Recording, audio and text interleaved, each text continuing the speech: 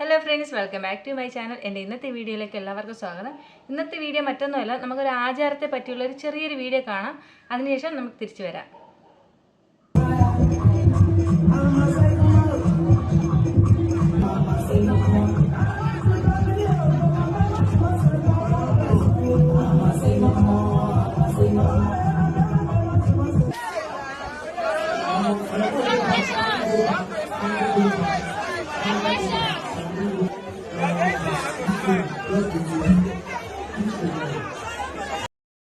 അപ്പോൾ വീഡിയോ എല്ലാവരും കണ്ടല്ലോ. വീഡിയോ എന്ന് പറയുന്നത് മറ്റൊന്നുമല്ല, അതായത് നമ്മുടെ നൈജീരിയയിലുള്ള ഒരു ആചാരമാണ്. വിവാഹത്തിൻ്റെ അന്ന് വധുവിന് കൊടുക്കുന്ന ഒരു സമ്മാനമാണത്.